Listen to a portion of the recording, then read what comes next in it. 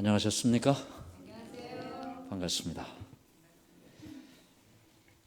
일단 먼저 말씀을 드리고 시작해야 될 것 같습니다.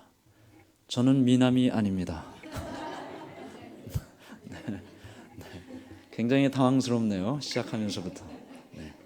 제가 마음 준비를 이렇게 하고 왔는데 갑자기 목사님께서 그 말씀을 하셔서, 더군다나 또 합평장 목사님께서 기도 중에도 말씀을 하셔서 제가 기도 중에 계속 딴 생각이 나서 집중이 좀 힘들었지만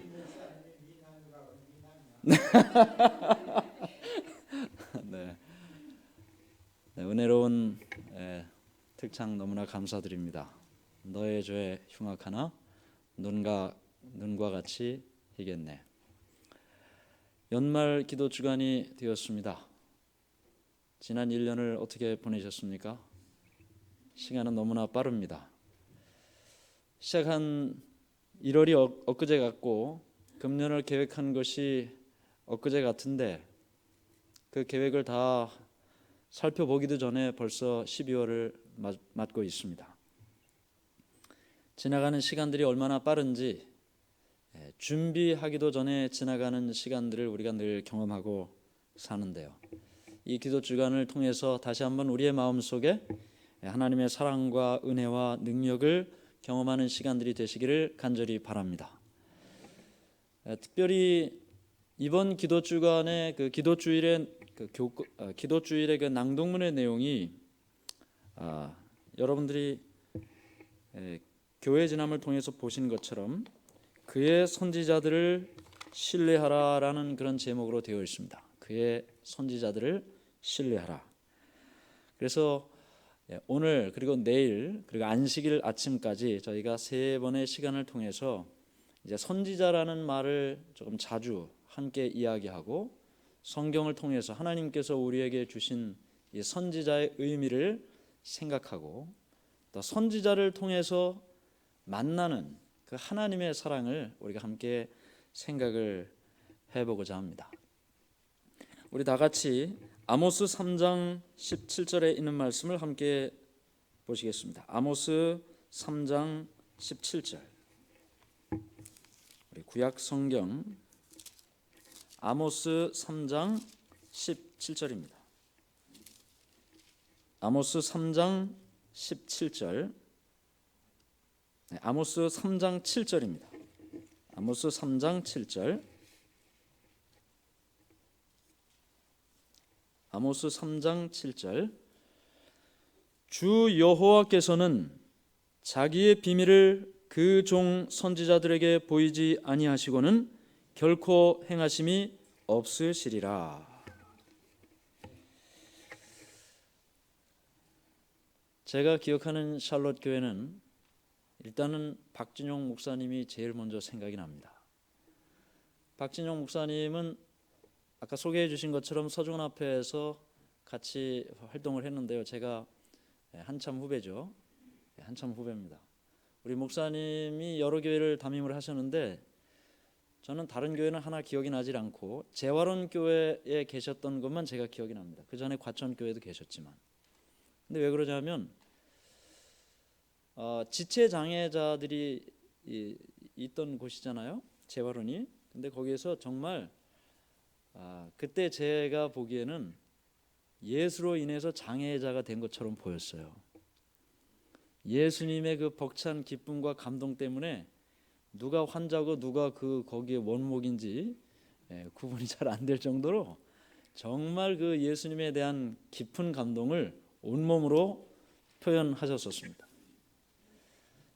사실은 지금도 뭐 변함이 없죠. 지금도 그 예수의 사랑을 표현하는 그 강도는 아마 어느 목사님과 비교할 수 없을 만큼 클 것입니다. 그 다음에 두 번째는 샬롯 교회는 제가 2007년에 이제 한국에서 그 서정원 앞에 청소년부장을 마치고 2007년에 세미나리를 공부하러 왔는데 2007년에 와서 2008년부터 김상철 장로님과 함께 새벽 성서학교를 했었습니다. 그래서 처음에 30명이 조금 지나니까 100명이 되고 조금 지나니까 100명이 300명이 되고 그 300명이 600명이 됐습니다. 그래서 매일 아침마다 아침 5시 30분부터 10시 반까지 김상철 장로님이 3반을 가르치시고 제가 3반을 가르치고 월요일부터 금요일까지 그렇게 했었는데, 그때 팀장, 반장, 핵심적인 역할을 하셨던 분들이 샬롯 교회에 다 있는 분들입니다. 그래서 제가 기억하는 샬롯 교회는 이 새벽 성소 학교와 함께 또 제가 기억을 하고, 그 다음번에는 제가 이제 오하이오 중앙교회도 있고 캘리포니아의 하시엔다 교회에서도 목회를 했는데, 그 다음에 이제 카얌을 하지 않았습니까? 미주 청년 선교사 운동. 그때 또 이 자녀들을, 이 부모님들이 샬롯 교회에서 여러 자녀들을 보내셨습니다. 우리 아람이도 있고, 또 아람이 동생 존도 있고, 그 다음에 조셉도 있고, 그 다음에 매튜도 있고, 그 다음에 그 이름을 내가 잊어버렸네. 영서. 예. 영서까지. 그래서 제가 사실은 그렇게 한 교회에서 많이 보낸 교회가 많지 않습니다. 교인 수가 많다고 해서 이렇게 보내고 그렇지 않습니다. 그래서 저와 이 샬롯 교회는 굉장히 이렇게 제 마음속에 늘 열심히 활동하고 열심히 선교하고 열심히 봉사하는 그런 교회로 늘 제 마음속에 기억이 되고 있는데, 사실은 제가 기도주일 이렇게 가서 말씀을 전하는 것이 1년에 한 번 아니겠습니까? 1년에 한 번. 근데 제가 4년 전에도 기도주일 또 왔었거든요. 그래서 이렇게 최근에 또 이렇게 오게 돼서, 여러분들을 뵙게 돼서 또 말씀을 함께 나누게 돼서 너무 감사하고, 우리가 이 한 해를 보내면서 함께 말씀을 통해서 하나님의 사랑을 나누는 기회가 되기를 간절히 바랍니다. 사실은 제가 파워포인트를 준비하려고 했었는데요, 저는 항상 파워포인트를 통해서 설교를 했는데 올해는 이상하게 성경을 직접 펼치고 읽었으면 좋겠다라는 그런 생각이 들었습니다. 그래서 혹시 조금 불편하실지는 모르겠지만 성경을 함께 펴셔서 성경으로 말씀을 함께 읽고 하는 시간을 한번 가지면 좋겠다 생각이 되고, 아마 오늘 첫날이라 성경이 준비되지 않으셨을 수도 있는데 제가 읽어드리도록 하겠습니다. 아모스 3장 7절에 우리가 읽은 말씀은 하나님께서 선지자들을 통해서 하나님의 뜻을 사람에게 전하겠다라는 말씀입니다. 하나님의 뜻을 선지자를 통해서 이 땅에 우리에게, 죄인들에게 전하겠다고 말씀하신 것입니다. 범죄 후에, 범죄 전에는 아담과 하와는 하나님과 동행했고 하나님의 음성을 직접 들었고 하나님과 직접 동행했습니다. 그러나 범죄 후에는 인간의 상태가 그렇지 못했죠.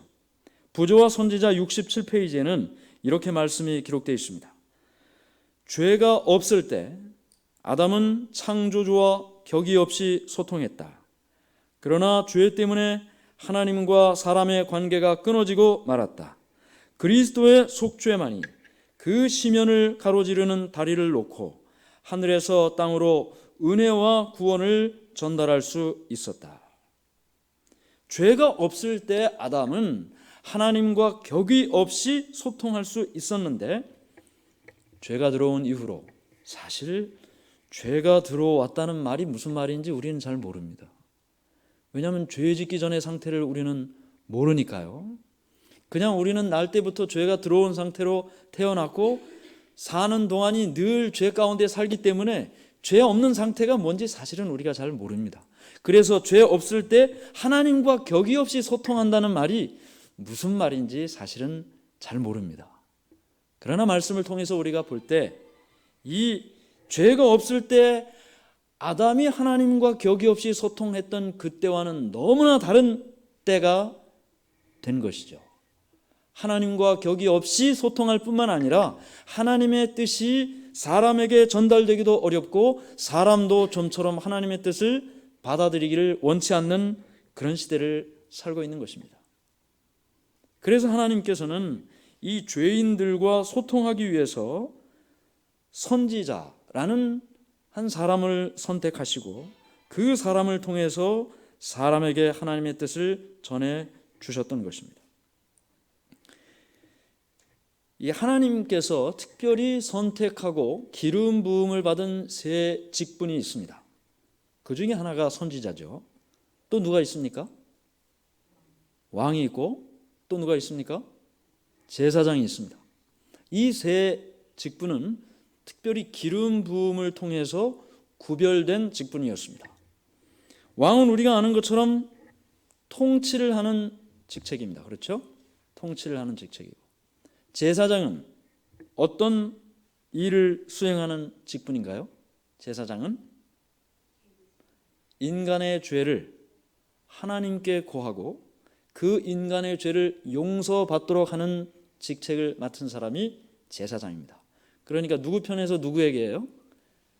사람 편에서, 인간의 죄를 가지고 하나님께 나가는 거니까, 그렇죠? 사람 편에서 하나님을 향하여 봉사하는 사람이 제사장입니다. 이제 선지자는 어떤 일을 하는 사람입니까? 우리가 방금 살펴본 말씀처럼 하나님의 뜻을 사람에게, 그러니까 하나님 편에서 인간을 향하여 활동하는 사람이 선지자인 것입니다. 우리가 지금 이제 잠시 후에 살펴보겠지만 예수님께서 왕으로서, 제사장으로서, 그리고 선지자로서 일하시는 거죠. 제사장은 지금 예수님께서 하늘 성소에서, 하늘 지성소에서 대제사장의 직책을 수행하고 있습니다. 이 땅에 구원받을 자들을 위하여 간절히 호소하고 있는 대제사장의 역할을 하고 계시고, 그 다음에 이제 예수님께서 재림하시면 이 땅에 왕으로서 통치하시는 것이죠. 물론 우리가 이 죄의 세상에 살면서도 예수 그리스도를 개인의 구주로 영접한 사람은 우리의 마음에 어떤 왕국이 돼요? 은혜의 왕국이 되죠. 누구를 왕으로 모시고? 예수님을 왕으로 모시고. 날 때부터 우리는 마귀 사단의 통치를 받고 살다가 그리스도 예수를 발견하고 영접한 이후에는 예수 그리스도를 왕으로 그 통치를 받아들이고 살게 되는 것입니다. 그리고 예수님께서 이제 이 땅에 선지자로서 오신 것을 성경을 통해서 보게 되는데, 여러분들이 교회 지남 그 기도주일의 내용을 보시면 지금 제가 말씀드리는 여러 내용들이 거기에도 기록이 되어 있습니다.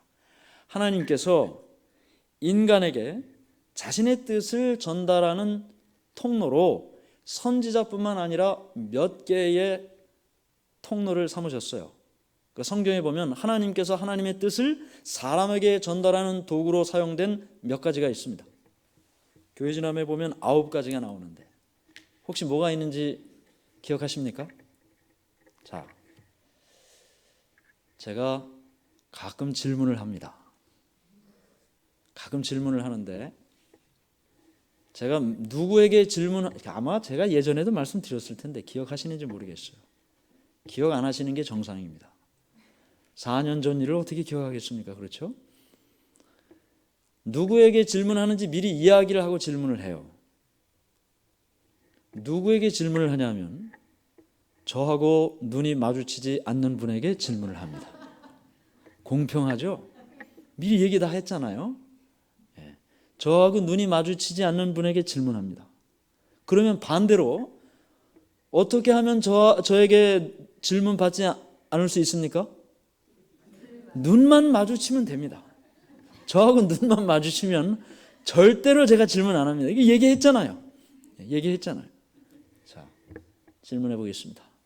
하나님께서 성경에 보면 하나님의 뜻을 인간에게 전달하는 도구로 사용되는 여러 가지를 주셨는데 뭐가 있을까요? 자, 질문하고 있습니다.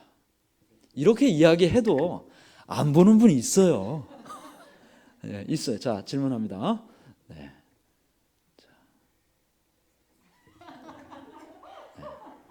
잘 보시네요. 아주 잘 보시네요. 네. 오늘 특창을 제가 너무나 감동적으로 들었습니다. 박 집사님께 제가 질문을 드려도 될 것 같은데. 네. 네. 뭐가 있을까요? 네. 아니 괜찮아요. 생각해 보세요. 하나님께서 하나님의 뜻을 사람에게 전달할 때 여러 도구와 방법을 통해서 하셨어요. 네, 메시지를 누구를 통해서 보내주셨을까요? 그렇죠. 선지자. 9번째 중에 한 가지를 말씀해 주신 겁니다. 9가지 중에. 자, 그 다음에 또 다른 분한테 질문해 보겠습니다. 네, 아이고 2개나 말씀하시네요. 네. 네. 선지자를 통해서, 자연을 통해서. 아니요, 그만 말씀하셔도 돼요. 이제 다른 분이 또 기회가 있어야 되니까. 자, 9개 중에 2개 말씀해 주셨고 7개 남았습니다. 굉장히 많이 남았죠. 질문해 보겠습니다. 미리 이야기하는 게 굉장히 유리한 겁니다. 답이 점점 줄어들거든요. 네. 뭐가 있을까요? 네? 저하고 이렇게 제가 질문 드리지 않아도 그냥 대답을 하셔도 좋습니다. 괜찮습니다. 뭐가 있을까요? 천사 있습니다. 천사를 통해서 말씀하셨습니다. 그렇죠? 다니엘에게도 천사를 통해서 말씀하셨고, 요한도 그렇고, 예, 또 뭐가 있을까요? 꿈, 네, 꿈을 통해서 느부갓네살 왕에게, 다니엘에게 꿈을 통해서 하나님의 뜻을 전해 주셨습니다. 또 뭐가 있을까요? 네, 이적을 통해서도 할 수 있는데, 여기 우리가 찾아보는 그 본문에는 이적 이야기는 없었고요. 또 뭐가 있을까요? 예수님을 통해서도 네, 말씀을 하셨고요. 또 뭐가 있을까요? 네, 성령을 통해서도 말씀하셨어요. 자, 구름 기둥과 불 기둥, 하나님의 뜻을 백성들에게 전해줬죠. 어디에서 멈춰야 되는지, 이동해야 되는지 구름 기둥과 불 기둥을 통해서 해주셨어요. 우림과 둠림, 이 대제사장의 그 흉패를 통해서도 하나님의 뜻을 전달해 주셨어요. 이는 내 사랑하는 아들이요 내 기뻐하는 자라. 하나님으로부터 하늘에서 들려오는 음성으로도 전해 주셨어요. 성령 아까 말씀해 주셨죠? 예수님을 통해서도 말씀해 주셨어요. 이 9가지의 이야기를 우리 그 교회전함 기도주일의 낭독문을 통해서 하나님께서 각 시대별로 하나님의 뜻을 전달하는 통로로서 이야기를 했습니다. 네, 나귀를 통해서도 네, 여러 가지 많이 있을 거라고 생각이 됩니다. 감사합니다. 말씀해 주셔서. 네, 저를 안 보시는 분이 많이 있어도 괜찮을 것 같아요. 대답하시는 거 보니까. 그렇죠? 네. 자, 하나님께서 이 모든 경로를 통해서 하나님의 뜻을 말씀해 주시고, 특별히 오늘 우리가 살펴보는 것은 선지자를 통해서 기별을 전하셨다. 누가복음 24장 19절에 보면 엠마오로 가는 2 제자들이 아직 예수님인지를 모르고 있는 그 행인에게, 아직 예수님인 줄은 모르지만 예루살렘에 있었던 일을 이야기하면서 누가복음 24장 19절, 이르시되 무슨 일이냐 이르되 나사렛 예수의 일이니 그는 하나님과 모든 백성 앞에서 말과 일에 능하신 선지자이거늘. 예수님을 능하신 선지자라고 말씀하셨습니다. 그러므로 성경은 예수님을 비롯한 다양한 매체를 통해서 하나님의 뜻이 인간에게 전달이 되는 것입니다. 특별히 선지자의 경우를 보면 하나님의 뜻이 선지자에게 전달이 되고, 그 선지자가 전달받은 그 내용을 인간에게 전달하는데, 이 과정 속에서 몇 가지 우리가 기억해야 할 부분들이 있습니다. 말씀의 전달 경로에 하나님께서 어떻게 선지자를 통하여 인간에게 하나님의 뜻을 전하시는가. 첫 번째는 우리는 하나님을 볼 수가 없습니다.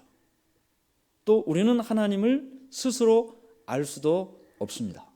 그렇죠? 하나님은 전지전능하시고 무소부재하시고 긍휼이 풍성하시고 인간하고는 전혀 차원이 다른 분입니다. 그러므로 인간이 아무리 노력을 한다 해도 우리의 인간의 지혜로는 하나님을 안다는 것은 사실은 불가능한 일입니다.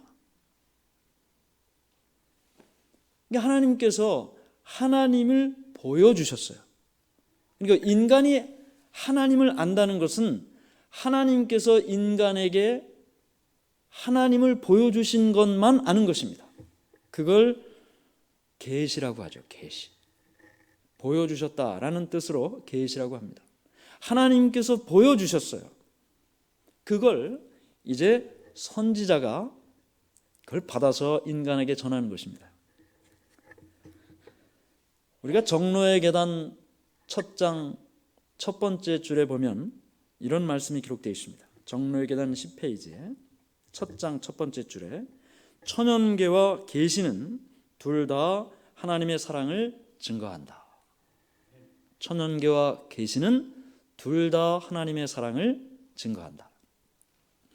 천연계는 일반 계시라고 합니다. 그리고 지금 이야기한 천연계와 계시할 때 그 계시는 특별 계시라고 하고 그것은 성경을 의미합니다. 그러므로 우리가 나가서 보는 꽃과 나무와 풀과 하늘과 구름과 볼 수는 없지만 느낄 수 있는 바람과 모든 천연계는 다 무관심하면 볼 수 없지만 조금 더 자세히 살펴보면 그 천연계의 모든 것이 다 하나님의 사랑을 우리에게 보여주는 것입니다. 실물 교훈이죠. 시청각 교제인 것입니다. 그 다음에 성경은 역시 하나님의 사랑을 우리에게 설명해 주는 것이죠. 이 계시인 것입니다. 그런데 우리가 이제 이 성경을 하나님께서 인간에게 보여주신 이 계시를 통해서 어떻게 선지자가 하나님께서 보여주신 그 계시를 기록을 했는지를 살펴보고자 합니다. 디모데후서 3장 16절에 보면 이렇게 말씀이 기록되어 있습니다. 디모데후서 3장 16절. 디모데후서 3장 16절. 우리가 너무나 잘 아는 유명한 말씀이죠. 디모데후서 3장 16절. 모든 성경은 하나님의 감동으로 된 것으로 교훈과 책망과 바르게 함과 의로 교육하기에 유익하니 했습니다. 모든 성경은 하나님의 감동으로 되었다 그랬습니다. 감동으로 되었다. 사실 이 계시와 영감이라고 하는데요. 계시는 이제 우리가 금방 배웠죠. 하나님께서 자기 스스로를 나타내시는 것을 계시라고 했고, 영감이라는 것은 선지자들이 하나님의 말씀을 기록한 선지자들이 지금 우리가 살펴본 이 감동이라는 말과 같은 말입니다. 그 하나님의 감동을 통해서 그들이 성경을 기록하는 것입니다. 그럼 사실 이 감동, 하나님의 감동으로 기록됐다는 이 단어가 성경에 그렇게 많이 기록되어 있지는 않습니다. 도대체 하나님의 감동이라는 그 감동이 뭔가에 대해서 신학자들이 굉장히 많은 연구들을 했어요. 또 다른 말씀을 보면 베드로후서 1장 21절에는 이렇게 말씀이 기록되어 있습니다. 베드로후서 1장 21절. 신약성경 베드로후서 1장 21절. 신약성경 385페이지 베드로후서 1장 21절입니다. 베드로후서 1장 21절. 예언은 언제든지 사람의 뜻으로 낸 것이 아니요 오직 성령의 감동하심을 받은 사람들이 하나님께 받아 말한 것이라. 말한 것입니다. 여기도 감동이 나옵니다. 감동.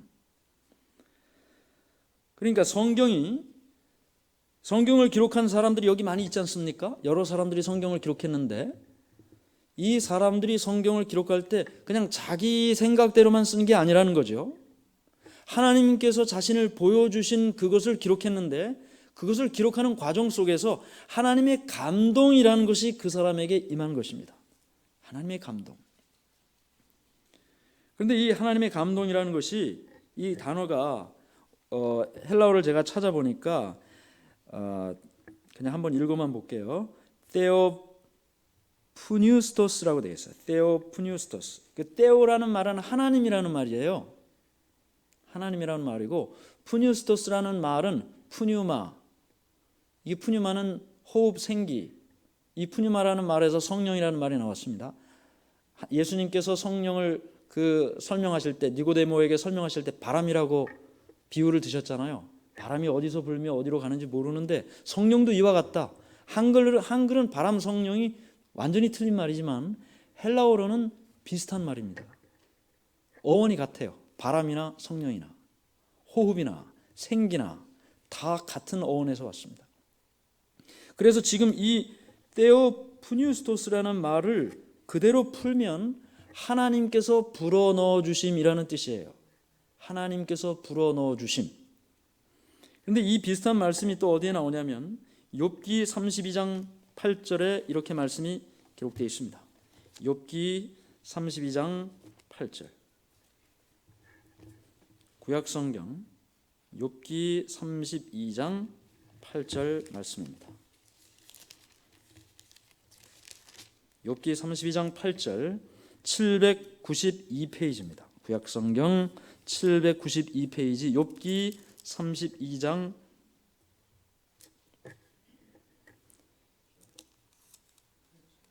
네, 8절입니다. 그러나 사람의 속에는 영이 있고 전능자의 숨결이 사람에게 깨달음을 주시나니. 전능자의 숨결이 사람에게 깨달음을 주시나니. 그러니까 하나님께서 하나님 자신을 선지자에게 보여주셨습니다. 그런데 이 선지자가 그것을 보고 그냥 이렇게 그냥 뭐 이성적으로만 그냥 뭐 1 더하기 1은 2, 2 더하기 2는 4, 3 곱하기 6은 18 뭐 이렇게 한 것이 아니고 그의 마음속에 감당할 수 없는 벅찬 감동이 임했다는 것입니다. 그 표현이 여호와의 숨결, 전능자의 숨결, 성령의 감동, 그렇게 표현이 되어 있는 것입니다.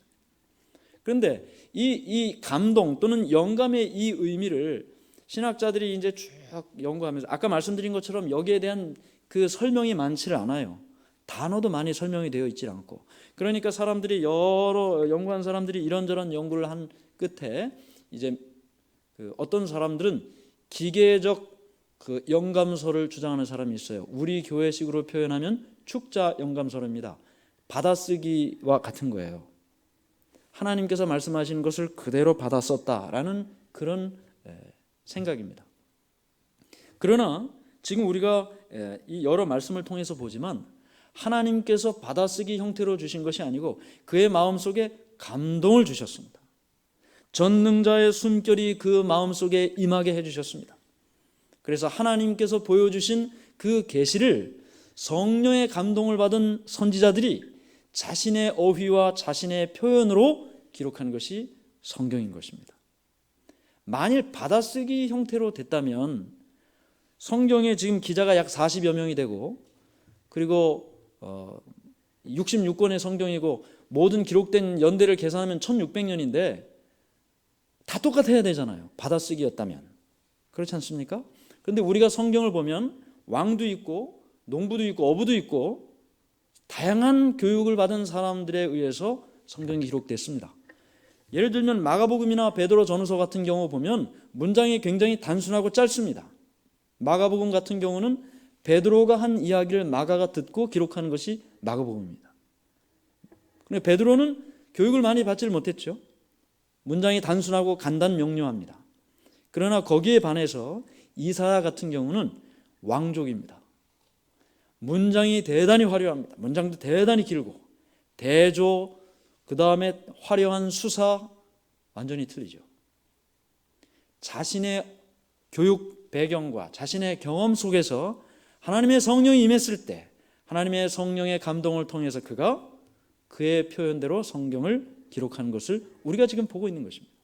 그래서 우리는 우리 교회의 표현대로 하면 사상 영감설이라고 그렇게 이야기를 하죠.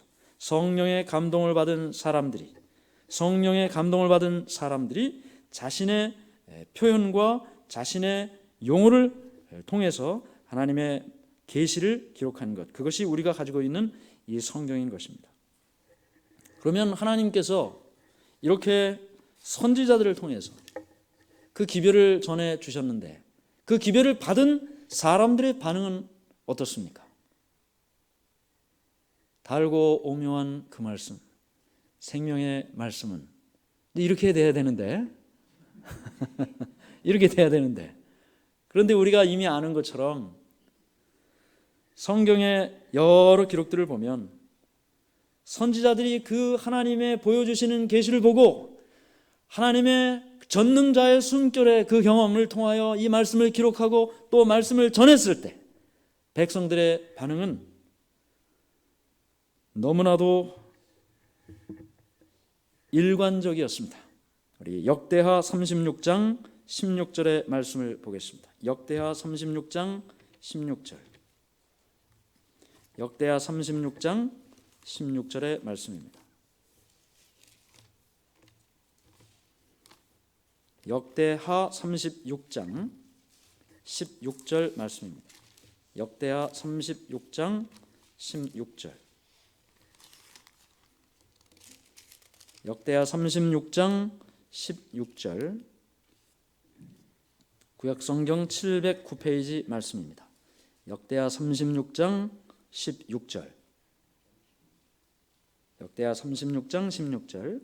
그의 백성이 하나님의 사신들을 비웃고 그의 말씀을 멸시하며 그의 선지자를 욕하여 여호와의 진노를 그의 백성에게 미치게 하여 여호와의 진노를 그의 백성에게 미치게 하여 회복할 수 없게 하였으므로. 자, 여기 보면 하나님께서 계시 보여주시고 성령의 감동으로 하나님의 말씀을 전하는 그 선지자들에게 백성들이 어떻게 반응했는지를 기록하고 있습니다. 첫 번째는 비웃고 멸시하고 욕했다. 비웃고 멸시하고 선지자를 욕했다. 우리가 성경을 보면 이해할 수 없는 일들이 많이 있기는 한데 왜 그렇게 하나님의 뜻을 받아들이질 못했을까? 왜 그랬을까? 그런 생각을 많이 하게 됩니다. 홍해도 갈라주셨는데, 만나도 주셨는데, 아니 불기둥 구름기둥으로 매일같이 보여주시고 만나 보내주시고 했는데도 왜 그렇게 받아들이질 못하고 불평하고 여기 표현대로 비웃고 조롱하고 멸시하고 욕하고 그랬을까? 심지어는 예수님께서 직접 오셨는데 어떻게 예수님을 그렇게 거절하고 욕하고 조롱하고 비웃고 마침내 십자가에까지 못 박게 했을까? 사실 이해할 수 없는 일 중에 하나이지만, 그러나 우리는 또한 우리가 살아가는 삶의 여러 형편 속에서 이 이스라엘 백성들의 경험을 이런저런 모습으로 비슷하게 따라가고 있는 우리 자신의 모습을 발견하게 되는 것입니다. 그런데 하나님께서 왜 그렇게 선지자들을 보내시고 비웃었는데 또 보내시고 조롱하는데도 또 보내시고 욕하는데도 또 보내셨을까요? 왜 그렇게 보내셨습니까? 말씀하신 것처럼 사랑하시기 때문에. 여기 역대하 36장 16절 우리가 읽은 말씀, 그 앞에 말씀을 보면 이런 말씀이 기록되어 있습니다. 그 조상들의 하나님 여호와께서 그의 백성과 그 거하시는 곳을 아끼사 부지런히 그의 사신들을 그 백성에게 보내어 이르셨으나. 하나님께서 왜 자신을 보여주시고 선지자들을 택하셔서 자신을 보여주시고 그 선지자들에게 감동을 주셔서 그 하나님의 뜻을 사람에게 보여주고 가르치고 전하고 말씀으로 기록하게 하셨는가? 사랑하시기 때문에, 아끼시기 때문에, 포기할 수 없기 때문에, 끝까지 붙드시고 있기 때문에 선지자를 보내시고 마침내 자신이 이 땅에 오셔서 십자가에 죽기까지 그 뜻을 전해 주셨던 것입니다. 우리는 오늘 이 선지자에 대한 이야기를 시작하면서 하나님께서 선지자를 보내신 이유가 나를 사랑하기 때문이라는 사실을 다시 한번 기억합니다. 우리의 태도와 관계없이 하나님께서는 여전히 하나님의 뜻을 우리에게 보내시고 또 보내시고, 우리가 무관심하든지 아니면 우리가 무시하든지 여전히 우리에게 선지자를 통한 하나님의 뜻을 우리에게 주고 있다는 것입니다. 그래서 어쩌면 마지막 시대를 살아가고 있는 우리에게, 2019년을 이제 거의 마감하려는 우리에게 이 기도주일의 주제는 그의 선지자들을 신뢰하라. 왜요? 그들을 통하여 하나님의 사랑과 뜻을 발견할 수 있기 때문입니다. 우리의 마음속에 선지자들을 통해 하나님의 아낌없는 사랑을 표현하시는 그 하나님의 사랑을 기억하게 되시기를 간절히 바랍니다. 제가 파워포인트를 사용하지는 않지만 제가 하루에 한 곡씩 찬양을 이렇게 부르려고 생각을 하고 있습니다. 제가 오늘 준비한 곡은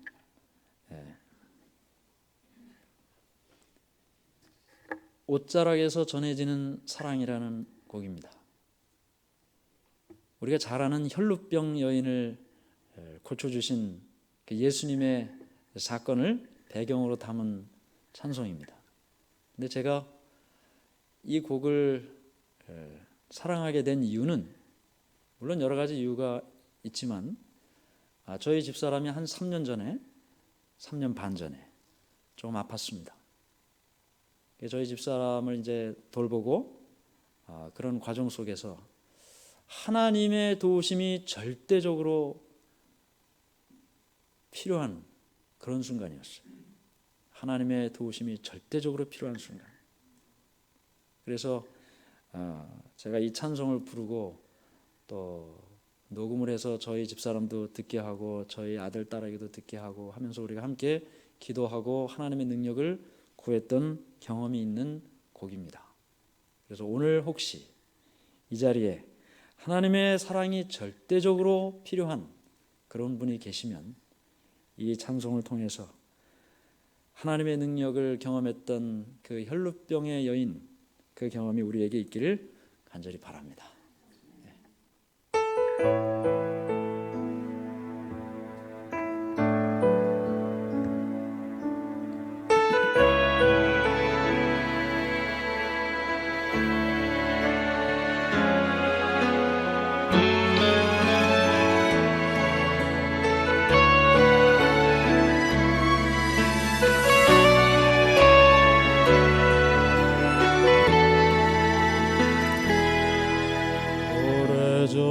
오래전부터 날 누르는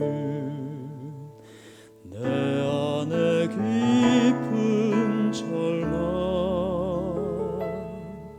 아무 희망도 어떤 기대도 내겐 없는데 사람들의 외면과 날 조롱하는 눈빛, 아픈 상처로 짙은 어둠으로 깊이 빠져만 가는데 어디선가 내게 들리는 하나님 아들 주님 이야기, 그분이라면 주의 옷자락이라도 내 마지막 소망이니 주님을 만났네. 옷자락에서 전해지는 사랑, 내게 임한 주의 능력, 날 누르는 아픔의 근원을 고치셨네. 날 바라보시네. 나의 연약한 주님은 아시네. 절망에서 날 자유케 하신 사랑 나 찬양해.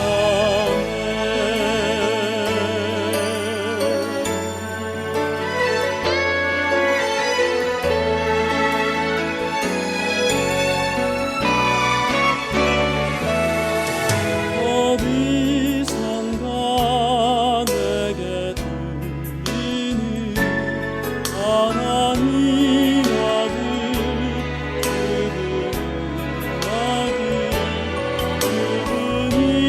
그분이라면 그의 옷자락이라도 내 마지막 소망이니 주를 만난 옷자락에서 전해지는 사랑 내게 임한 주님의 능력 날 누르는 아픔의 근원 고치셨네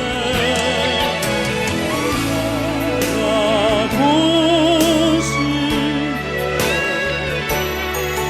나의 연약한 주님은 아시네 절망에서 날 자유케 하신 사랑 나 찬양해